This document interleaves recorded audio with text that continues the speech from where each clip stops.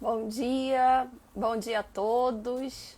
É com grande prazer que nós estamos iniciando mais uma edição do nosso projeto Elas Debatem. Sejam todos muito bem-vindos. Eu sou Flávia Rio e acolho vocês com muito carinho nesse nosso programa de hoje, nessa nossa edição de hoje. A gente vai receber a professora Valesca Reiser, da Federal do Espírito Santo, Cecília chegando, todo mundo chegando, sejam todos muito bem-vindos, muito bem-vindas. A gente vai falar hoje sobre um tema muito importante, acesso à justiça e litígios internacionais. Um tema que às vezes a gente tende a achar que seria de menor importância, que haveria uma demanda menor, mas a gente vai ver hoje com quem entende do assunto que realmente é uma temática premente, que está na ordem do dia, sobre a qual a gente precisa se debruçar.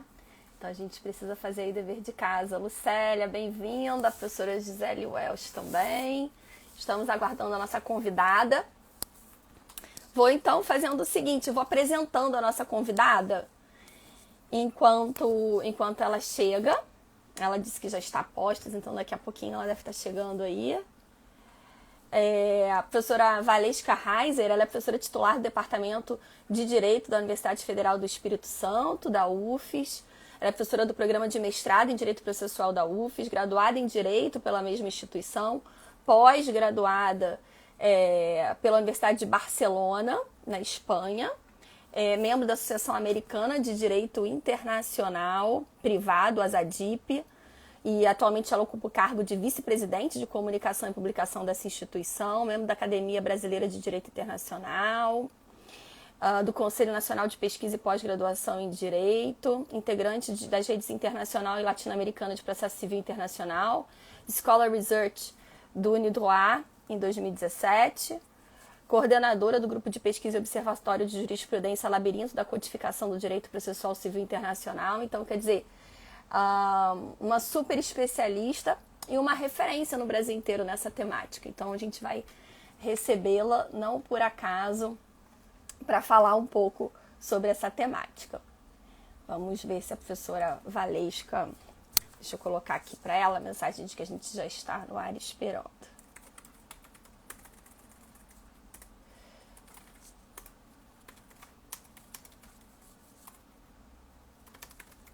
Deixa eu explicar para ela aqui. Pronto. Deixa eu ver se de repente ela entrou e eu não a vi, mas eu acho que não. Ok. Acho que ela deve estar entrando. Bom, uma alegria muito grande, todo mundo entrando aqui, pessoal do Elas, outros convidados. Sejam todos... ela tá com um probleminha na internet, isso é normal. Tranquilo, deixa eu escrever aqui pra ela. Tranquilo. Então eu vou falar um pouquinho enquanto isso, gente, eu sei que ninguém veio aqui me ouvir não, mas talvez dentro daquilo que, quando a gente estava no nosso grupo de trabalho, organizando os eventos desse mês, a Fernanda Gomes entrando, sejam bem-vindos todos. Aí eu falei, bom, vou tentar ajudar de alguma forma. E aí a gente chamou a professora Clarissa Guedes, quem não esteve conosco no último evento que eu tive a honra de coordenar e de dirigir. Nós recebemos a professora Clarissa Guedes, da Federal de Juiz de Fora, de Minas Gerais, para falar sobre estándares probatórios. E foi sensacional. Eu acho que, sim, sempre que eu encontro a professora Clarissa, é sempre uma ocasião de aprendizado. E aí eu pensei, bom, vou chamar a Clarissa Guedes, vou chamar também a Valesca Reiser, porque é uma ocasião, uma oportunidade da gente, ao mesmo tempo, aprender e conhecer melhor também pessoas sensacionais que eu admiro tanto e pessoas muito queridas, pessoas que é muito bom ter por perto, sabe? E a Clarissa é assim, e a Valesca é assim também, então a ideia foi brindar a nossa audiência, né, que sempre nos acompanha com tanto carinho aqui no Elas no Processo, com duas profissionais fenomenais, muito sérias, muito comprometidas, né, com o estado da arte e do direito processual, que contribuem muito, eu acho, que para essa caminhada aí, no sentido da gente tentar aprimorar o nosso sistema de justiça, mas pessoas que eu tenho em alta conta e que me são muito queridas. Então, acho que a ideia foi essa, a gente juntar essas professoras aqui. A doutora Bárbara chegando aí também, muito bom. Ah, sim, vou tentar sim. Deixa eu ver se eu consigo aqui. Acesso à justiça e litígios internacionais. Deixa eu ver se eu consigo aqui, internacionais. Publicar, deixa eu ver se eu consigo fixar aqui. Fixar comentário, acho que eu consegui. Lucélia, vê se eu consegui. Acho que eu consegui. Então, Camila Marta chegando também. Então, qual é a ideia? Eu que agradeço, Lucélia, pela sugestão. Então, e da onde que eu tirei esse tema também? Então, já expliquei a questão o critério de escolha nosso, né? Então, foi a gente começar o dia em ótima companhia e também falando sobre temas que eu considero, né, todos nós consideramos, avaliamos lá no grupo que seriam importantes. Então, a questão do direito probatório, que é um tema que, em alguma medida, acaba que a gente fala muito em tese, mas a gente reclama, mas muitas das vezes, por conta da abrangência de temas que o direito processual nos convida a estudar, acaba que a gente não oferece soluções muito concretas. Eu acho que a ideia do standard probatório é um pouco isso. A gente oferecer soluções concretas para uma questão que pelo menos para mim, eu considero muito, muito importante e a professora Clarissa é uma das referências. E em relação à temática de hoje, é uma temática que eu tenho em alta conta, que é a questão do acesso à justiça e os litígios internacionais. E aí, explicando um pouco como que eu cheguei nessa temática, a bem dizer, a questão do acesso à justiça é muito cara para nós. Eu sou da UERJ, sou da escola da UERJ, é muito cara para nós, muito em razão da pesquisa do professor Paulo César Pinheiro Carneiro, que é referência para todos nós, titular de Teoria Geral do Processo, que é um grande estudioso dessa temática, e acaba que, em muito boa hora, ele nos convida e nos instiga a nos preocupar de forma perene com a temática do acesso à justiça. E a questão dos litígios internacionais, por quê? E Mariana Brito chegando também, seja bem-vinda. E a questão dos litígios internacionais, por quê? E aí é interessante, porque foi um tema que a minha prática profissional que me convidou a me debruçar. Então, e aí de repente vocês vão pensar, puxa, mas por quê? Quem me conhece sabe que eu sou delegatária de cartório extrajudicial no interior do estado do Rio, numa cidade litorânea, perto da região metropolitana, e eu vou falar assim, puxa, mas no interior do Rio de Janeiro, litígio internacional no cartório, e aí é isso sim, é curioso, né? Então, até então, eu não tinha me deparado com essa demanda, essa litigiosidade contida, vamos colocar assim, de um acesso à justiça em termos de litígio internacional que está descoberto até hoje.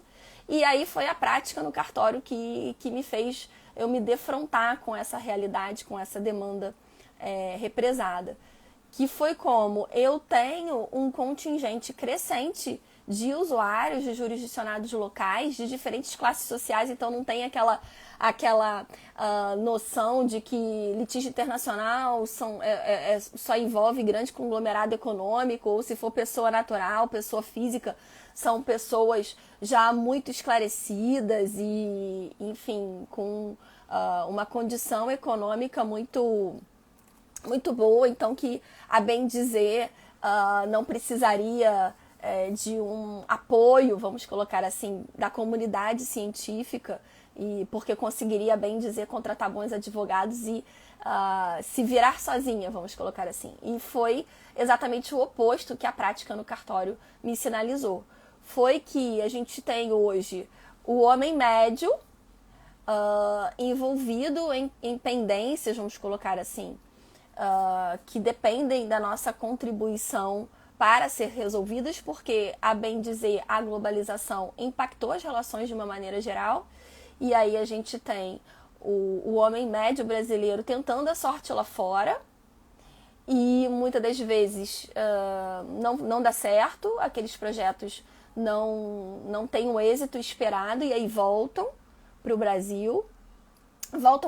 E há arestas jurídicas a serem aparadas, a serem solucionadas. E aí isso depende do sistema de justiça para que ele volte para cá e possa exercer cidadania plenamente. Olha, a Valesca está entrando.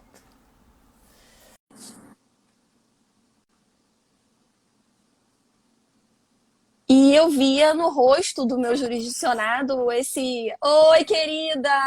Seja bem-vinda, Olá, bom dia! Muito. desculpe, mas olha, não sei Imagina! o que aconteceu aqui, tudo certo, e de repente aí eu saí do escritório, vim para a sala, Normal! troquei o celular com a minha filha. Normal, querida. Muito bom te receber. Eu estava aqui explicando para nossa audiência, assim, muito querida, a gente está cheio de amigos aqui, já, amigas, querendo te ouvir. E sempre muito bom ter você por perto, Valesca. Eu estava contextualizando aqui o que talvez eu não faria, né? Que é da onde eu tirei esse tema, né, Valesca? Eu estava explicando que é do cartório. E aí, de repente, o pessoal vai levar um susto. Puxa, mas do cartório, né? Afinal de contas, você está falando em litígio internacional, é grande conglomerado econômico, né? Não é pessoa natural, aqueles mitos, né? É grande conglomerado econômico, ou no máximo o CEO da Coca-Cola que se vira sozinho, né, Valesca? E aí no cartório eu descobri o quê? Eu descobri que a realidade é totalmente outra. Então, os meus usuários, pessoas simples, né, tentam a sorte lá fora, formam famílias transnacionais, têm contratos pendentes, têm créditos pendentes, voltam para cá e não sabem o que fazer, né? Enfim, se casaram aqui, se divorciam lá fora, querem averbar o divórcio, têm filhos com mais de uma nacionalidade.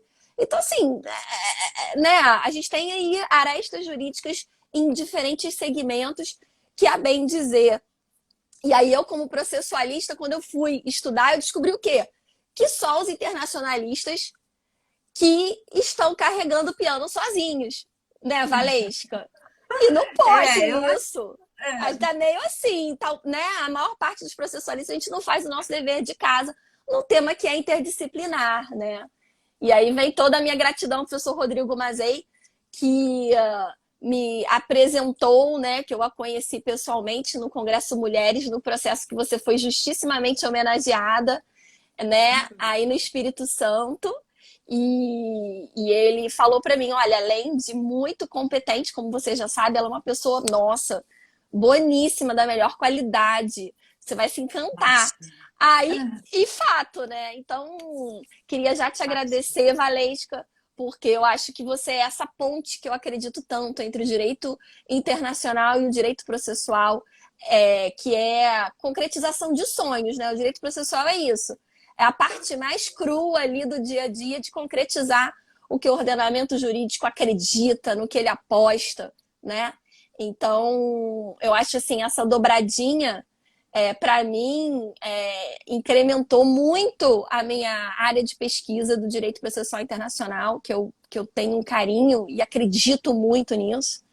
E você sabe, né? Tudo que eu me meto, eu sempre tô tentando conseguir espaço na sua agenda para te botar também. Olha, eu que Então, assim, é uma imagino. honra ter você aqui. A sala é toda sua, para a gente aprender com você aí como que a gente.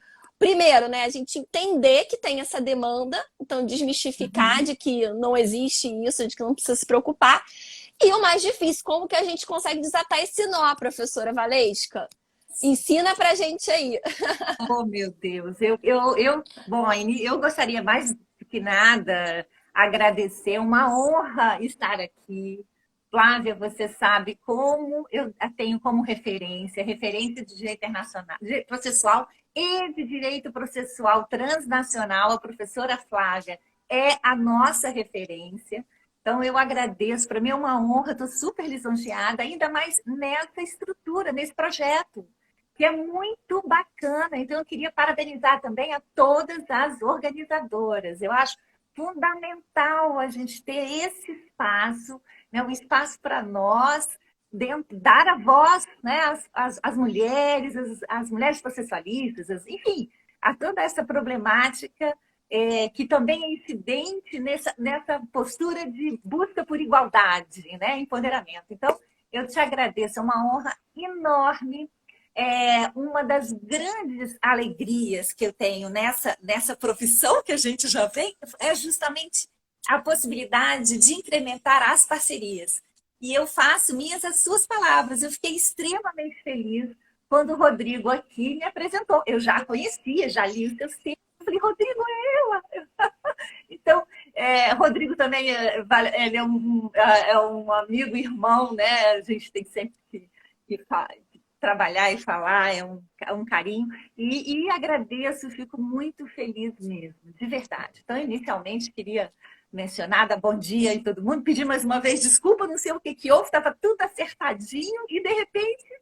Mas eu aproveitei também para ler um pouquinho do seu currículo vasto, fiz um resuminho também. Então, te apresentei, né, para poder já te receber como você merece, devidamente apresentada.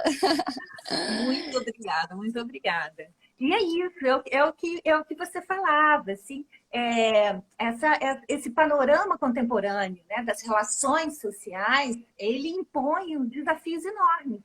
Inicialmente, a ideia e a visão que nós tínhamos é que era um panorama de circulação do grande capital, então, né, das grandes empresas, etc. E a realidade nos demonstra que não, que nós estamos todos, o professor, eu gosto muito da frase do professor Friedman, que fala assim, o próprio homem, ele mesmo se internacionaliza. E é isso, a gente mesmo, nós nos globalizamos, né? Com muita facilidade hoje. Acho que isso é um processo, esse processo nosso civilizatório, que não tem volta, né? Eu acho que a pandemia mostra isso. A gente tem uma pandemia de escala global que se alastrou muito rapidamente, né? Eu acho que a prova, infelizmente, é uma prova, né, negativa, mas é uma prova cabal, né, Valesca? De que a gente está globalizado, a gente está conectado para o bem e para o mal, né? E ao mesmo tempo em que nós nos globalizamos, em que existe toda essa perspectiva de mobilidade mesmo, capital-trabalho, é isso, comércio, etc., a estrutura, né, da nossa sociedade internacional ainda está dividida em jurisdições autônomas, tendo como base ainda aquele ideal westphaliano do princípio de igualdade soberana. Então, isso é um choque. Né? Esse é o principal choque, eu acho, que a globalização põe para o direito, né? que é ainda essas ilhas autônomas, jurisdicionais, baseadas no princípio ainda aquela percepção de jurisdição, soberania, que, claro, tem a sua relação, mas tem outros contextos, né? Tem outras facetas, e que muitas vezes não colocou no âmbito assim, fundamental da regulação interna a perspectiva do homem. Né? Então, eu acho interessante, quando a gente trabalha o acesso à justiça, o que eu acho também muito enriquecedor é o que você mencionou também, esse diálogo multinível. Né? O conteúdo é um conteúdo multifacetado, é um conteúdo de Raul Seixas, agora lembrando, para ser assim, quero ser uma metamorfose ambulante. Ela tem um conteúdo que se altera à medida em que as necessidades das relações humanas também são complexas, quando se tornam mais complexas. Exatamente. E aí, né, nós nos deparamos com essa eterna necessidade de repensarmos o acesso à justiça, de estarmos sempre trabalhando o acesso à justiça. Acho que um elemento que cabe sempre mencionar é a importância da institucionalização do direito internacional dos direitos humanos. Então, após a Segunda Guerra Mundial, organizações internacionais, né, eu pensava a institucionalização desse direito, quer sejam nos tratados, mesmo que inicialmente bem incipiente o acesso aparece, mas depois ele vai se consolidando, tanto nos textos convencionais, como na interpretação das cortes de direitos humanos, né? A Interamericana já determinou não só que é um direito fundamental, mas que faz parte desse núcleo duro do direito internacional, o jus cogens. E se nós olharmos para a Corte Europeia, o artigo 6º, que a princípio englobaria o acesso à justiça, é o artigo mais interpretado, mais de 28 mil vezes. Então, isso é indicativo de alguma coisa, ou seja, isso é indicativo de que, né, o acesso à justiça é fundamental, né, e é efetivamente, deve ser assim considerado como um direito fundamental, uma garantia fundamental, um direito fundamental. E aí, nesse diálogo de humanização, eu acho, nesse diálogo multinível, que alguns observam e analisam, é também importante pautar a relevância de uma construção doutrinária. O projeto Florência, na Europa, e aí as ondas do professor Capelletti, mas também nos Estados Unidos, com a justiça multiportas. Quer dizer, olha a complexidade que a gente tem quando fala, né, de acesso à justiça. E toda essa complexidade que, de certo modo, contribuiu para dar uma qualificação, um conteúdo mais qualificado para o acesso à justiça, o acesso à justiça como a busca, né, de uma ordem jurídica justa. A professora Flávia Piovesan trabalha muito nesse sentido, né, dessa busca de uma ordem jurídica justa, uma ordem jurídica adequada, não só um instrumento de acessibilidade ao judiciário, né, mas todo um conteúdo mais complexo. De requerer direitos, o direito a ter direitos, né? Eles têm que se reinventar no âmbito da globalização. E é aquilo que nós colocávamos, né? Em função dessas subdivisões bastante ainda arraigadas no princípio de igualdade soberana, você encontra barreiras né, bastante. E a bem dizer, acaba que eu não sei se você tem essa mesma sensação. As barreiras são muito mais culturais e de disposição para cooperar, né, do que propriamente jurídicas, porque a gente tem um fundamento, a gente tem substratos jurídicos sólidos. Não sei se você concorda, né? A gente tem instrumentos que, se a gente se dispuser a utilizar, a gente consegue fazer o dever de casa, né, Valesca? Consegue, né? Eu acho que aí também pela força do processo de harmonização do direito processual civil transnacional. Também a força do próprio direito processual civil transnacional que trouxe, né, essas balizas, diríamos assim. Mas nós nos chocamos ainda com essas diferenças, né? Com esses modos diferentes, não só de regular em si, né, os instrumentos. Eu acho que as três grandes questões hoje do acesso à justiça, claro, diz respeito à própria acessibilidade, aquela primeira onda, a visão social do acesso à justiça, e aí nós temos diferenças enormes. Né? Nem todos os ordenamentos jurídicos, por exemplo, fazem a previsão de uma assistência judiciária integral e gratuita, quer seja para o seu cidadão, muito menos, né, para aqueles não residentes ou não nacionais. Então, a gente tem isso. E isso é trabalhado também de forma diferente nos tratados internacionais. A gente não tem uma harmonia. Quando se fala, assistência judiciária gratuita, você não tem uma harmonia. Nós temos uma construção bastante sólida, né? Podemos até falar do processo de harmonização. Mas uma crítica que se faz é que ainda essa harmonia ela é limitada, né? Limitada dentro do próprio contexto interno de regulação. Uma outra questão que eu acho que é importante também falar quando nós analisamos o acesso à justiça também é o paradigma, que você bem coloca, dessa diferença quanto à regulação de quais são os meus limites jurisdicionais, né, por parte do Estado. Quais são os meus limites e a minha extensão? O que determinados critérios que definem meus limites, para mim, Estado, são razoáveis, para outro pode não ser. Então, por exemplo, quando a gente trabalha consumidor, artigo 22.2, para nós uma vitória poder estabelecer de forma clara que é possível que o consumidor acione, né, nos contratos internacionais desde o seu domicílio. Mas para outros estados isso é uma exorbitância. Então, também, e como nós também não temos uma convenção, né, diríamos, universal sobre a temática de jurisdição, estamos negociando. A Conferência de Haia, essa é a pauta desse ano, né? Essa pauta, após a Convenção de 2019 sobre reconhecimento e execução de sentença estrangeira, essa virou a pauta da Conferência de Haia, como também no âmbito do consumidor, a guia, né, para a proteção do consumidor turista também vem sendo, que foi uma proposta brasileira, encabeçada pela professora Cláudia Lima Marques, a Sadi, professora Nádia, enfim, que está sendo negociada, mas num processo, né, longo de negociação. E eu acho que o terceiro grande grupo de questões diz respeito justamente à cooperação. Se os estados não cooperarem, não adianta, né, nós termos instrumentos, quer seja internos, ou quer seja desde a ótica mais convencional ou de soft law, para efetivamente promovermos, né, esse acesso adequado à justiça. Então, temos aí o princípio da cooperação, que é, sem sombra de dúvida, o grande gestor, né, desse acesso internacional à justiça.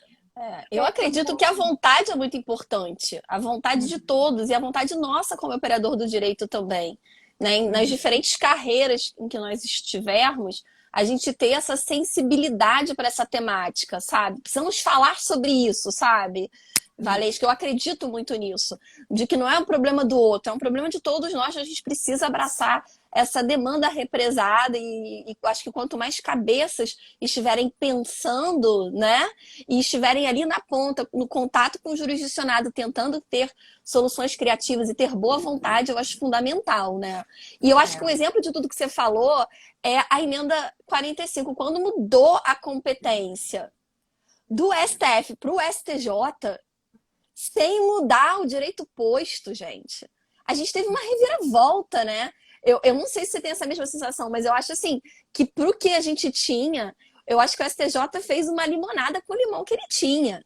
E eu acho que foi um exemplo importante do que a disposição e a sensibilidade do jurista, do operador do direito, consegue fazer, né? Dentro dessa temática com tão pouco, né?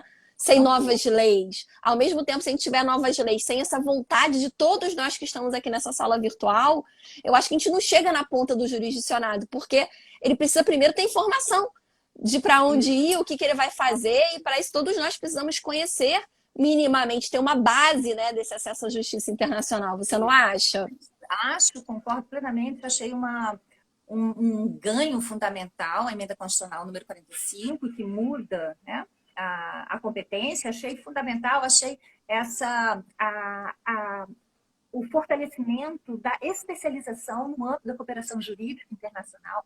Se demonstra enfim, a riqueza que hoje nós temos, o cuidado que hoje nós temos também.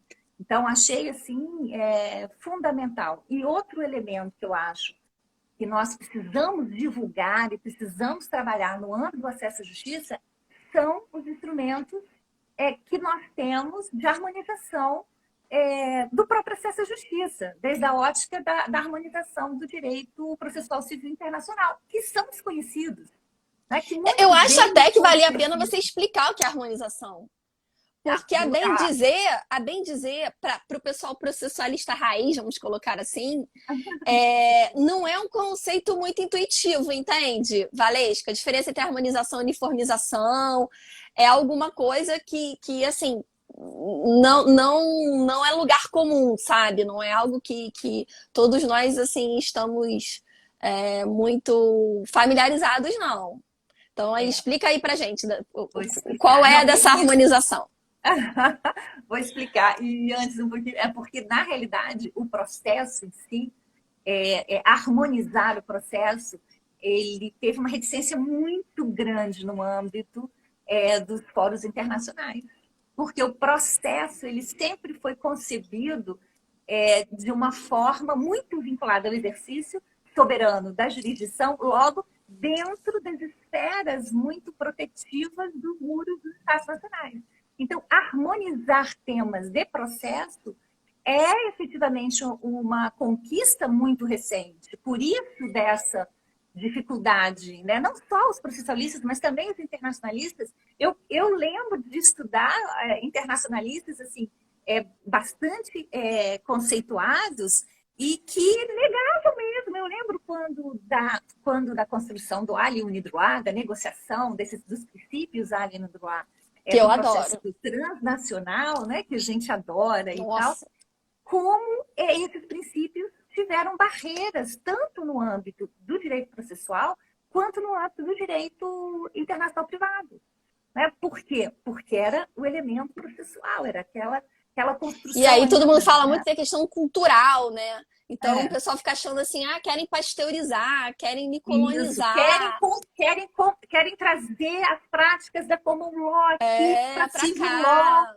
não é? Exatamente. Então tem ainda. E alguns autores dizem assim, olha, é importante nós termos essa divisão, porque aí você pode escolher. Como que você pode escolher? Como que você pode escolher? Assim, a realidade não é essa. Né? A ideia da harmonização, quando ela traz do processo, é quando ela percebe que, olha, o grande sujeito disso tudo tem que ser aquele que se transnacionaliza, não a grande corporação, porque a grande corporação, por si, ela já tem instrumentos harmonizatórios porque utiliza, em grande medida, da arbitragem internacional. E aí a arbitragem internacional, por sua vez, tem instrumentos já desde 1958, com a Convenção de Nova York de reconhecimento de laudos, e toda a legislação consolidada, quer seja na CCI, quer seja na UNCITRAL. Você tem uma legislação que a gente se discute sempre, mas que você tem uma consolidação. No âmbito mesmo do middle class litigation, né, que eles chamam desse litígio de classe média, é que a coisa fica No complexa. limbo. E no limbo, né? E a harmonização é justamente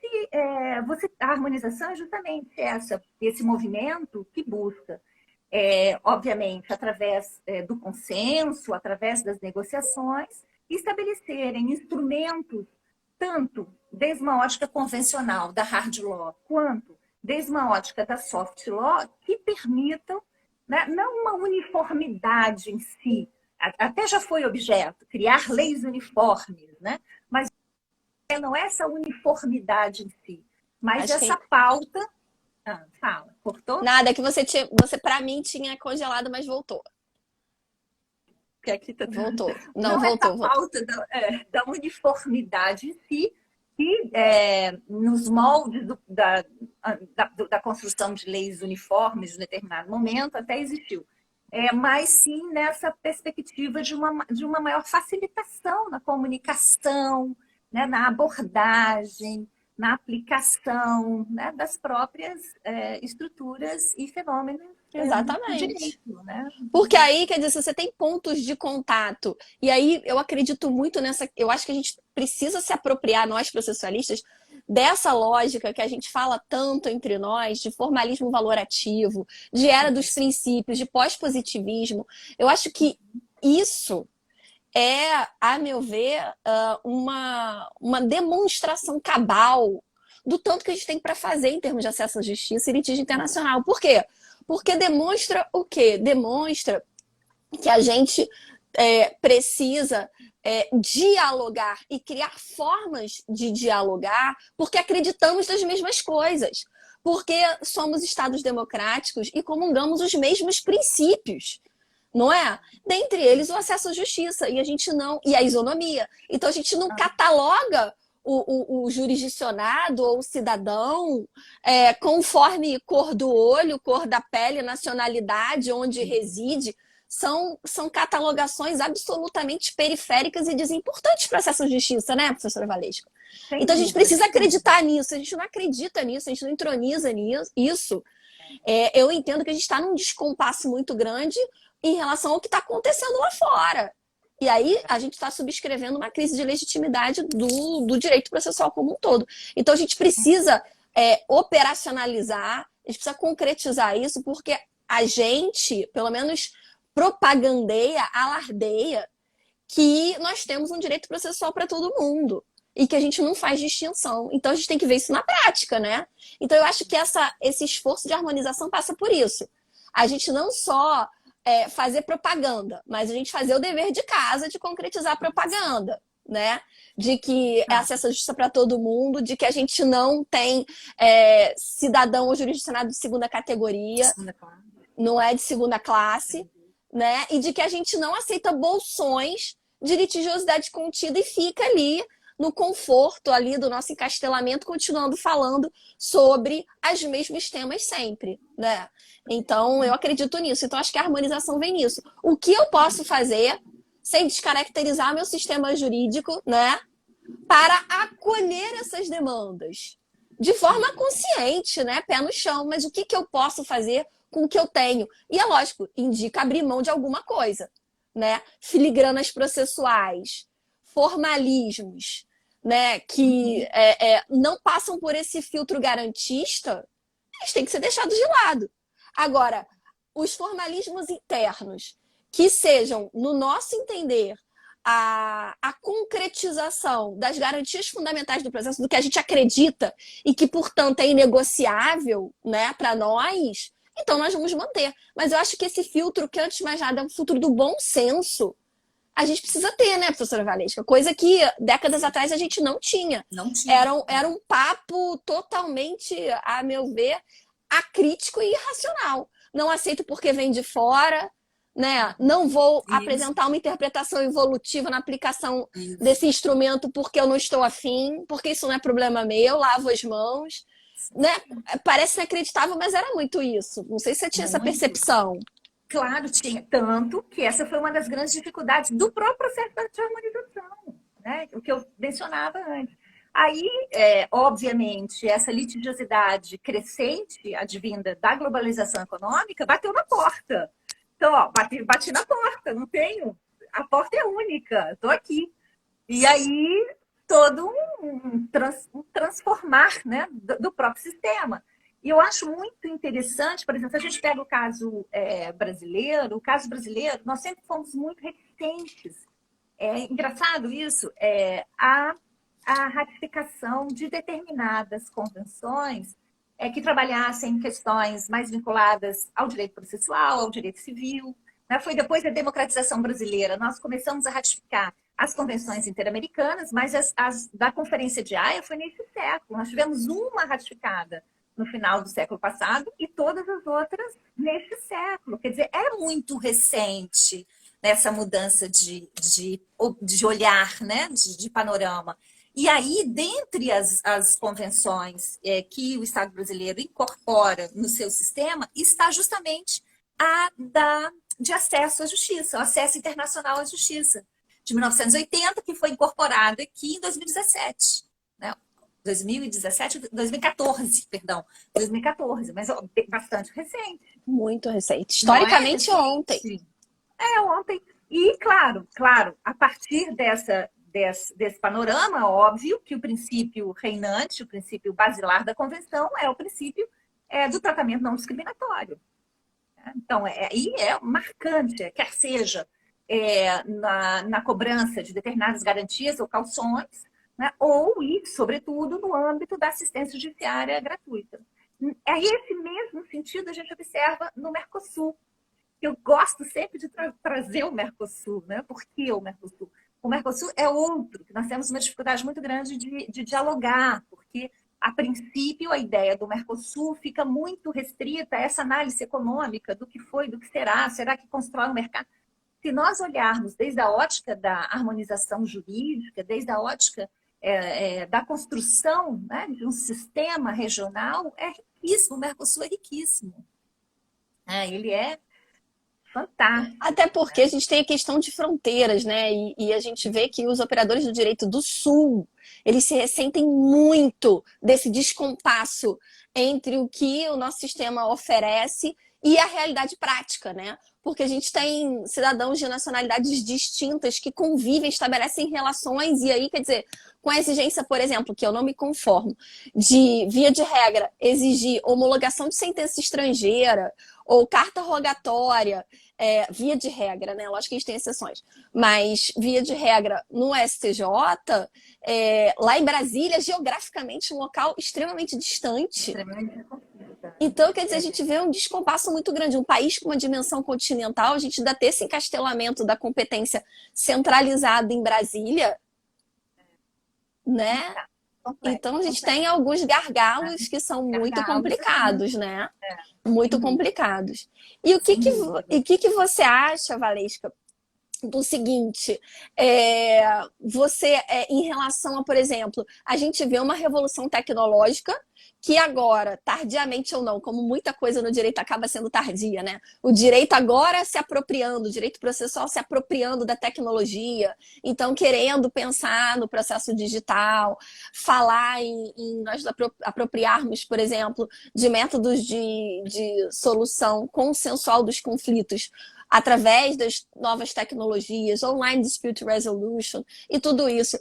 Você acha que isso permite garantir ou fomentar o acesso à justiça dentro dessa perspectiva internacional ou transnacional? Ou seja, de encurtamento de distância geográfica?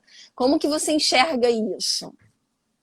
Bom, eu acho fundamental. Eu acho que esse é um paradigma contemporâneo do acesso à justiça, é uma tendência contemporânea do acesso à justiça.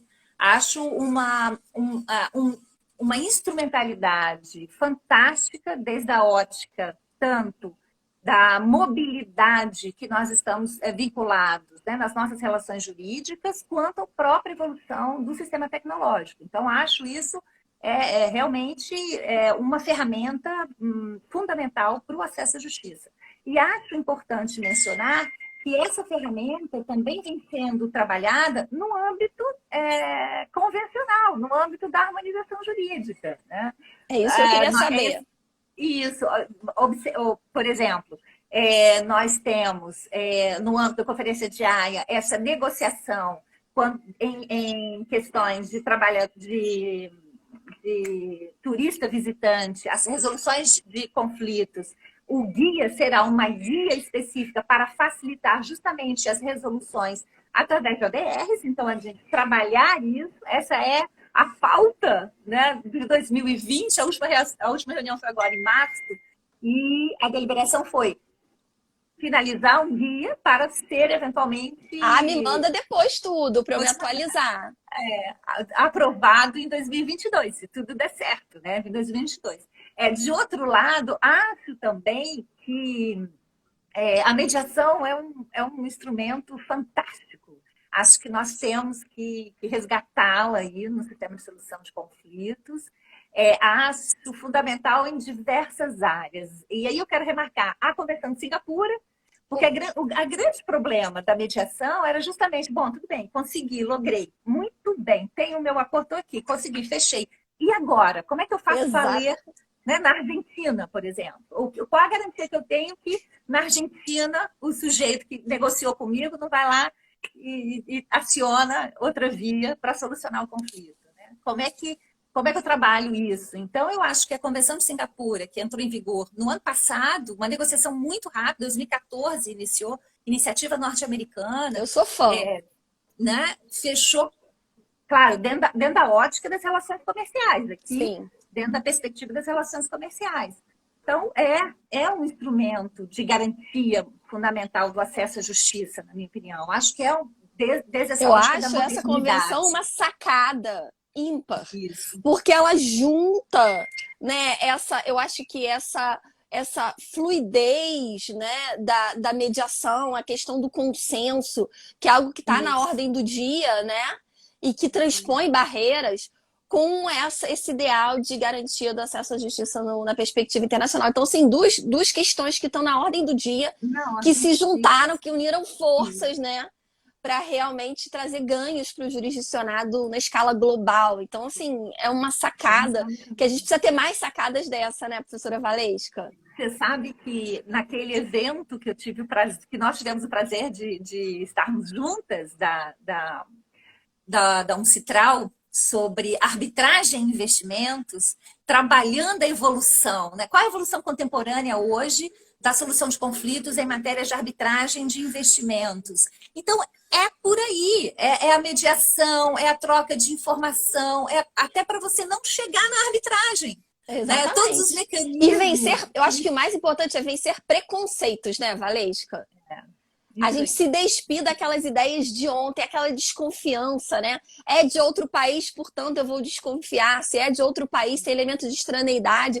Então, é o desconhecido, ato contínuo, ipso facto, é desconhecido, então vou desconfiar. Isso é totalmente anticooperativo, é o oposto do que a gente precisa ter para hoje, né? Com Então a gente vai certeza. presumir o quê? A gente vai se esforçar por ter a cooperação e tentar entender, na medida do possível, qual é quais são os meandros, né, do outro ordenamento jurídico, as especificidades, e ver em que é compatível, né? Se tem óbices de tal envergadura que me impedem de colaborar, porque assim o esforço e a inclinação tem que ser de cooperar. Não sei se você concorda, né? Concordo plenamente. Acho que é até uma construção. Né? É a É construção uma, desse princípio de é uma cooperação. regra hermenêutica, vamos colocar Isso, acho assim. que sim, acho que Né? É sim. um vetor É até um hermenêutico, dever a ver, na minha cooperação. opinião. Né? Claro, tem diversas opiniões muito mais baseadas nessa construção dos limites da Eu sei. comunicação entre os Estados nacionais, etc. Mas, enfim, eu acho que no âmbito da cooperação também é muito relevante nós trabalharmos esse princípio de construção pró-cooperante, né? Essa pró-cooperação, a espontaneidade cada vez maior, e aí pegando mais uma vez o gancho da tecnologia, a espontaneidade cada vez maior nos atos de comunicação, então as redes de cooperação, né, os grupos de informação propriamente dito, né, as bases informativas, acho o aumento da força das autoridades centrais, eu acho fundamental a cooperação, né, entre autoridades centrais, essa cooperação administrativa, esse grande aí que alguns chamam de administrativo global, acho fundamental, especializado, né? Você fomenta a especialização, então você fomenta o conhecimento, a informação na área, você, de certo modo, permite uma maior rigidez e, ao mesmo tempo, uma maior fluidez, né? Até uma resposta mais rápida àquela solução. E aí, consequentemente, você aumenta eficiência, diminui custo, né? De tudo aí o que a gente chama de um acesso adequado à justiça. Exatamente. Eu acho. E um outro elemento também que eu acho muito interessante quando a gente trabalha o acesso à justiça, e aí o princípio transjusa, os princípios da Associação Americana de Acesso Transnacional à Justiça, recentes, de 2016, eles buscaram trabalhar como se fosse uma boa prática, né? As melhores práticas no acesso à justiça. E traz, dentre os seus princípios, e eu lembrei quando você falava, essa questão do ativismo, mas o ativismo olhado com uma outra perspectiva. Assim. É você deslocar os preconceitos que você tem. Então, você poder escolher uma jurisdição competente, não em função apenas daqueles critérios rígidos, clássicos, muito vinculados a uma visão do direito civil, né? Se a gente pega assim, mas você também tem uma certa discricionariedade na hora de determinar até a extensão da sua jurisdição. Aí o fórum necessitatis, quando a gente trabalha acesso à justiça, então poder estender um pouco mais a jurisdição, mesmo que aquele critério, aquela base seja uma base tangencial, mas para você prover ali o indivíduo aquele direito, aquela garantia que ele possa efetivamente lograr, senão não lograria. Exatamente. Eu acho que passa um pouco, Valesca, não sei se a minha visão passa um pouco, porque como o que me moveu a estudar esse tema foram rostos e foram nomes, entende? Eu acho que passa por uma humanização do direito, entende? Então a gente precisa humanizar. Então, como eu comecei com esse tema, entendeu? Com um contato a partir de uma frustração dos jurisdicionados, dos usuários do cartório, entende? Então eu tenho isso muito forte, muito presente na minha pesquisa de direito processual internacional, entende?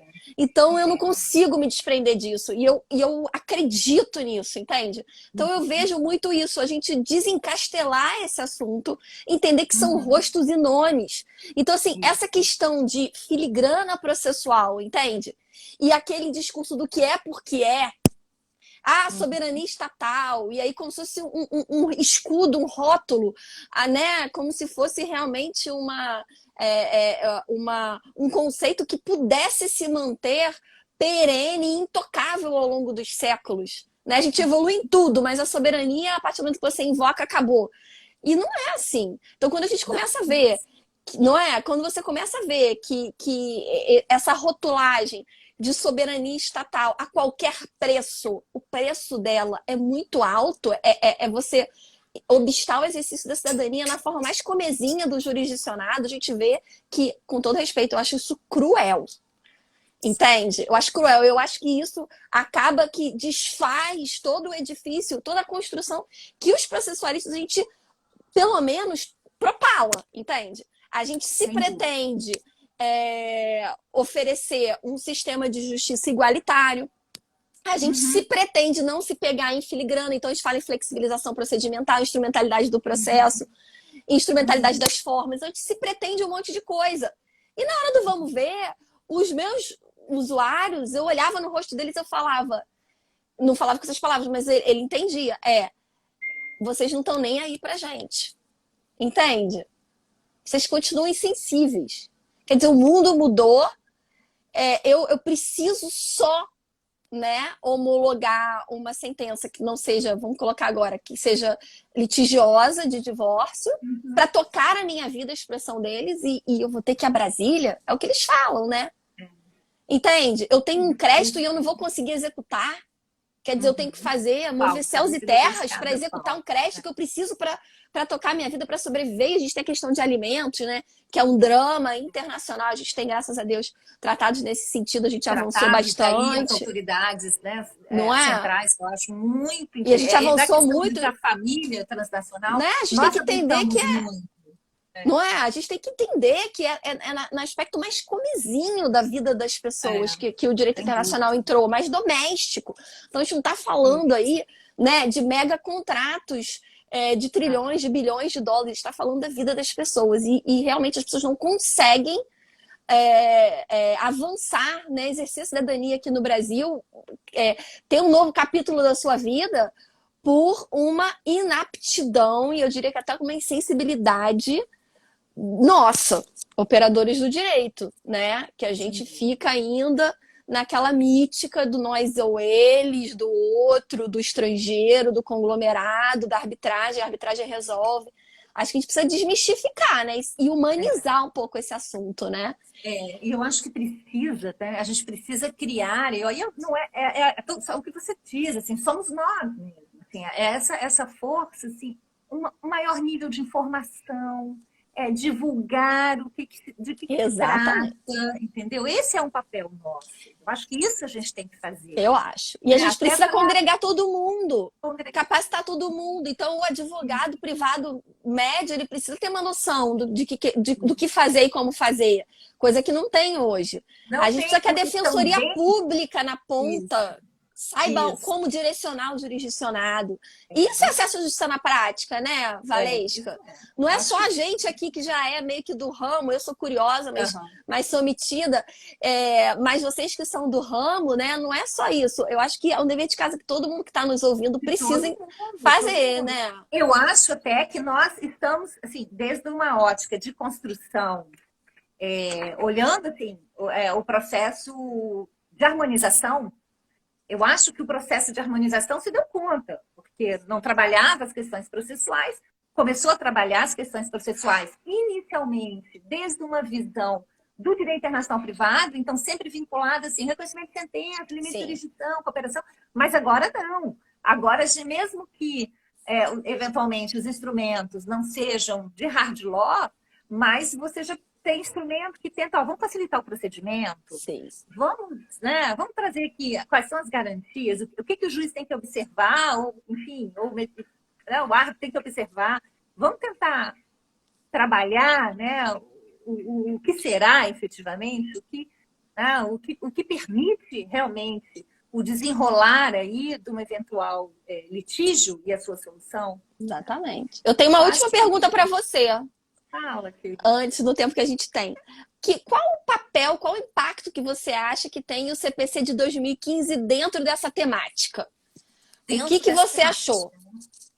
Eu achei assim, eu acho que o CPC de 2015 é uma vitória.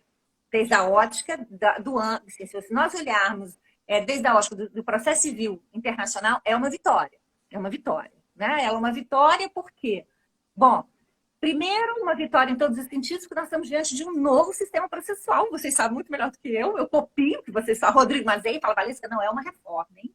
É um sistema, é um novo sistema processual, né, também vinculado a essa perspectiva de um novo Estado, né, um Estado constitucional democrático, eu até chamo de Estado constitucional cooperativo, puxando aí para Peter Haberle, né, porque ele dá essa dimensão tanto do diálogo com o constitucional como com o diálogo com o internacional.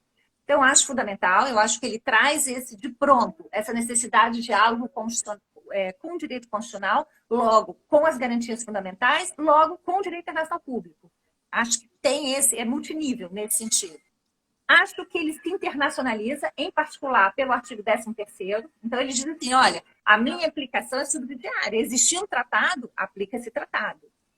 Então, acho isso também um outro elemento fundamental do processo, desse novo paradigma processual, e isso impacta muito no acesso à justiça, pelos diversos acordos que nós temos, né? Não só unilaterais, regionais e bilaterais, nós temos muitos acordos bilaterais, né? De facilitação do acesso à justiça, etc. E acho também, em duas óticas, assim, além disso, acho que ele fomentou ainda mais, né, nesse evoluir, nesse construir da autonomia privada no Brasil. Então, que nasce, né, lá atrás e começa... E eu acho que ele é uma pedra fundamental.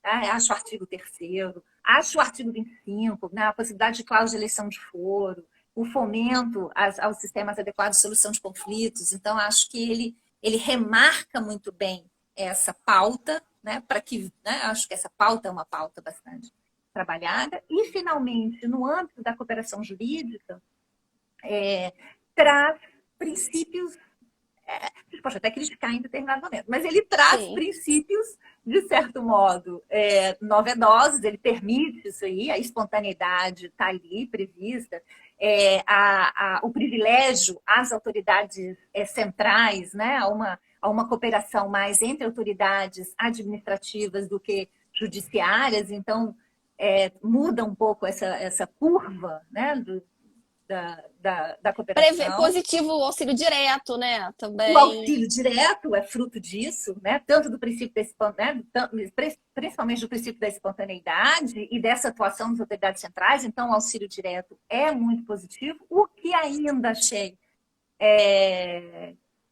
desnecessário foi o princípio da reciprocidade. Exatamente, detesto. Por favor. Né? Ali eu achei que... Aquela visão tacanha, né? Igual criança, eu só te dou se você me dá, eu só dou se você trocar, se você começa primeiro. E depois você faz toda uma construção. E... Olha, mas eu também acho. Aquele 961 que dispensa a homologação de sentença de divórcio, separação consensuais puros, né? Muita coisa boa aí, né? Muita coisa boa. Então, eu acho muito positivo. Acho que realmente nós temos a ferramenta, né? Claro, precisamos interpretá-la, precisamos entendê-la, né? De uma forma... Eu acho que essa perspectiva da interpretação um pouco mais discricionária dos limites da jurisdição, não nos agarrarmos apenas nos critérios, né? E tivemos novidades, inclusive nos critérios, né? Eu acho que é importante ter essa abertura sempre com olhar na proposta do acesso qualitativo à justiça, né? Nessa aquisição aí de uma ordem jurídica justa, efetiva, de uma resolução efetiva de um eventual conflito. Né? Exatamente. Professora Valesca, a gente tem 1 minuto, então eu queria registrar o meu agradecimento. Tinha tanta figurinha para trocar com você, conversa de comadre, perguntar como estão as coisas aí, né? Perguntar, falar que eu tô com saudade da Muqueca Capixaba, saudade de você, saudade de tudo aí. De vontade de mas enfim, queria agradecer imensamente, dizer que sempre aprendo, me manda tudo desses documentos novos aí da Diaia. Vamos trocar figurinha, por favor, perfeito, tá bom? Vamos sim. Te agradecer e te dar esse último minuto para o seu fechamento. Aí, qual é o seu... Você acha que estamos melhor do que estávamos antes? Você acha que o futuro aí é promissor? Fecha aí Olha, pra gente e um a beijo minha enorme pra bateria você. aqui vai ter 30 segundos, hein? Então vai, 30 Peraí. segundos.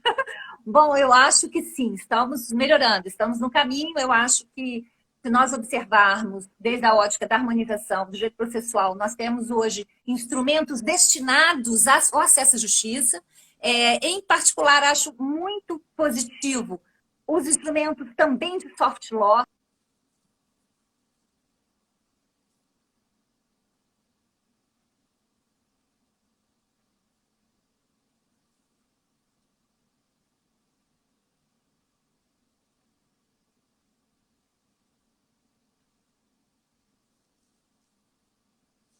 Acho que ela, pra mim, pelo menos, não sei se sou eu que. O meu que tá congelado ou é a professora Valesca que tá congelada, gente? Me deem um feedback. Ah, ela caiu. Ah, que pena. Uma pena. Bom, a gente ficou então sem o fechamento da professora Valesca, mas a gente caiu. Mas pelo menos foi no finalzinho, né, Cecília? Então, enfim, queria registrar aqui para depois ela pegar o meu agradecimento sincero, agradecer a professora Valesca, agora vocês entenderam, né? Por que que a gente convidou, uma pena. Agradecer a todos e todas que estiveram aí conosco. Espero que a gente tenha conseguido aí plantar uma sementinha aí de curiosidade para, né, a todos, instigando todos aí a estudar um pouquinho sobre esse tema, tá? E a gente se vê muito em breve. Uma boa semana para todos. Fiquem firmes, fiquem bem, em saúde, e a gente segue junto aí. Muito obrigada a todos pela companhia. Uma ótima semana e até muito breve. Um grande beijo.